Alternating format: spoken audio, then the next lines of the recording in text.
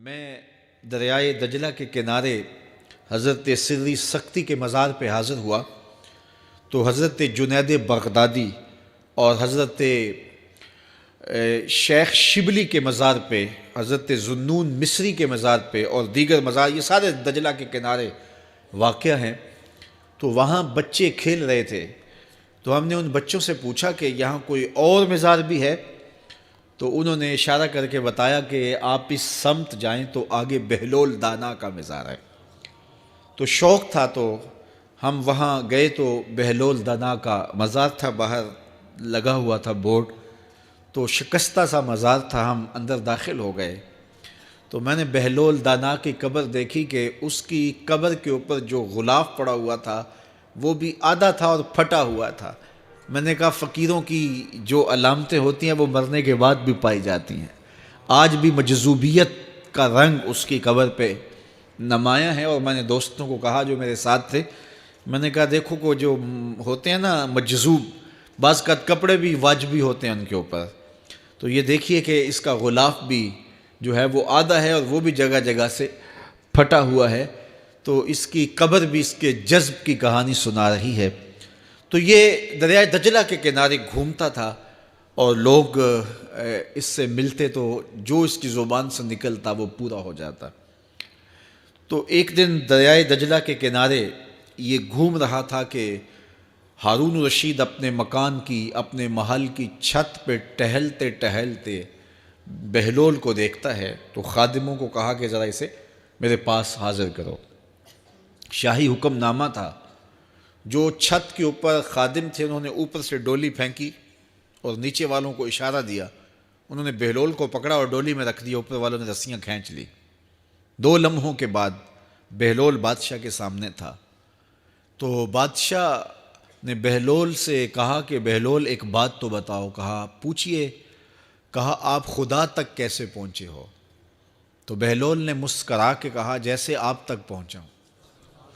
علامہ اقبال نے جو مرد کلندر کی نشانیاں بتائی ہیں ان میں سے ایک نشانی یہ ہے، بات میں سادہ و آزادہ، معانی میں دقیق، کہ اس کی بات بہت لمبی اور لچھے دار اور گچھے دار نہیں ہوتی، سیدھی سیدھی بات ہوتی ہے لیکن سیدھی روح میں اترتی ہے، مختصر اور جامع کلام کا حامل ہوتا ہے اللہ کا بندہ۔ تو کہا کہ بادشاہ جیسے آپ تک پہنچا ہوں۔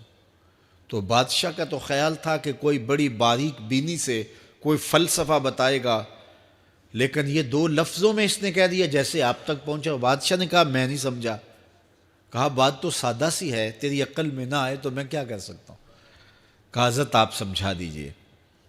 تو بہلول نے کہا کہ حضرت میں خود آنا چاہتا تو دیوان خانے میں جاتا، درخواست لکھ کے لے جاتا، پھر جمع ہوتی، پھر کئی واسطوں سے ہوتے ہوئے آپ تک پہنچتی، آپ پھر مجھے وقت دیتے ملاقات کا، 6 ماہ بعد، سال بعد، اس وقت پہ میں تیار ہو کے ملاقات کرنے آتا، آپ کے کوئی شاہی مہمان آ جاتے تو پھر ملاقات منسوخ ہو جاتی، پھر بھی آپ کی مرضی ملاقات ہوتی نہ ہوتی، میں چاہتا تو مہینے سال لگ جاتے، لیکن ملاقات پھر بھی آپ کی مرضی پہ، اور جب آپ نے چاہا ہے تو 2 گھڑیاں بھی نہیں لگی۔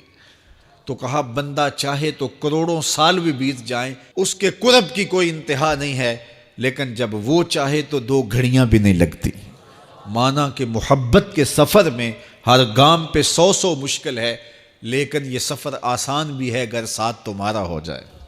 تو کہا کہ قل ان کنتم تحبون اللہ فاتبعونی یحببکم اللہ، کہ اگر تم اللہ سے محبت کرتے ہو تو آسان طریقہ تمہیں بتا دیتے ہیں، میرے محبوب کی چوکھٹ پہ آ جاؤ، اللہ اکبر، جس کو تم ڈھونڈنے نکلے تھے وہ تمہیں وہاں مل جائے گا، اور تم اس سے محبت کا دعویٰ رکھتے تھے وہ تم سے محبت کا دعویٰ کرے گا، اور پھر جب تم اس کے محبوب ہو جاؤ گے تو پھر جو تم کہو گے وہ کیوں نہیں ہوگا، کیونکہ محبوبوں کی تو بات مانی جاتی ہے نا۔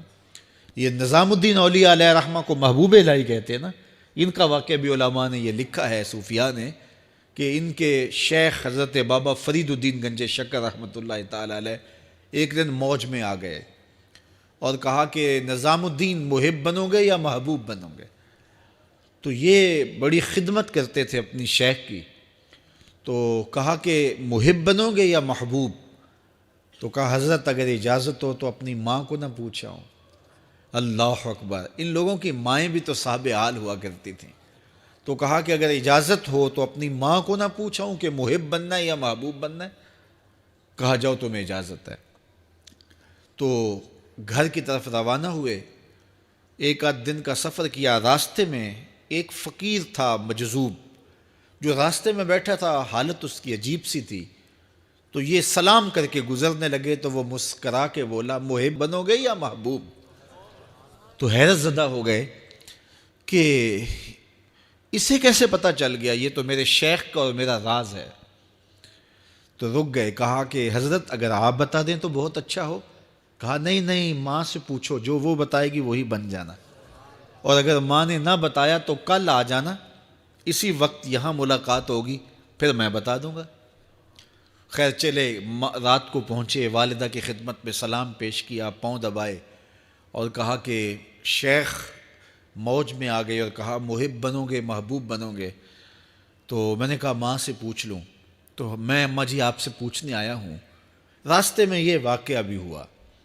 تو ماں نے کہا کہ بیٹے تم صبح ناشتہ کر کے پلٹ جانا، اور وہ جو راستے میں تیرے دل کی بات بوجھ گیا، وہ کوئی صاحب حال تھا، وہ تمہیں صحیح بتا سکے گا کہ محب بننا کہ محبوب بننا۔ خیر یہ صبح ناشتہ کر کے ماں کے پاؤں پکڑے، اجازت طلب کی اور واپس نکلے، اور وہاں جا کے دیکھا تو کوئی فقیر نہیں ہے۔ بڑے حیرت زدہ ہوئے، دائیں بائیں سے پوچھا کہ یہاں کل ایک بابا بیٹھا تھا۔ کہا وہ تو کل کے فوت ہو گیا۔ تو کہا اس کی قبر کہاں ہے؟ کہا قبر کس نے بنانی تھی اس کی؟ وہ گندگی کے ڈھیر پہ لوگوں نے پھینک دیا۔ دل میں بڑے حیرت زدہ ہوئے، اتنا باکمال تھا، لیکن اپنی حالت یہ، خیر وہاں چلے گئے اور جا کے کھڑے ہو کے پوچھنے لگے بندہ خدا دل کی باتیں بوجھتا تھا، اور میرے ساتھ وعدہ کیا تھا کہ اگر ماں نے نہ بتایا تو کل آنا، اور اپنا پتہ ہی نہیں تھا کہ کیا ہونے والا ہے۔ یہ بات کہی تو بابا اٹھ کے بیٹھ گیا۔ عرش فرش تے بانگا ملیاں تے مکے پہ گیا شور، بلے شاہ سا مرنا ناہی تے گور پیا کوئی ہور۔ ہاں اٹھ کے بیٹھ گیا اور کہا کہ نظام الدین محبوب بننا محب نہ بننا۔ محبوں کا یہ حال ہوتا ہے، نہ کفن ملتا ہے نہ دفن ملتا ہے، محبوب بنو گے تمہاری قبر پہ بھی میلے لگیں گے۔ فَاتَّبِعُونِي يُحْبِبْكُمُ اللَّهُ، اگر حضور کی اطاعت کرو گے، حضور کی فرما برداری کرو گے تو تم محبوب بن جاؤ گے۔ تو حضور کی محبت خدا کی محبوبیت کا ذریعہ ہے، اس لیے ہمیں حضور کا پیار اپنی روحوں میں موجزن کرنا ہے، حضور کی محبت اپنی روحوں میں اتارنی ہے، اور محبت اپنے تمام تر تقاضوں کے ساتھ جب روح پذیر ہوگی تو پھر ہمارا انداز زندگی بھی سنور جائے گا، ہماری آخرت بھی سنور جائے گی۔ محبت کے من جملہ تقاضوں میں سے سب سے بڑا تقاضا محبوب کی اطاعت ہے، کہ بندہ جس سے پیار کرتا ہے اس کی بات مانتا ہے۔ یہ ہے دعوی محبت کا ثبوت، اس کی دلیل۔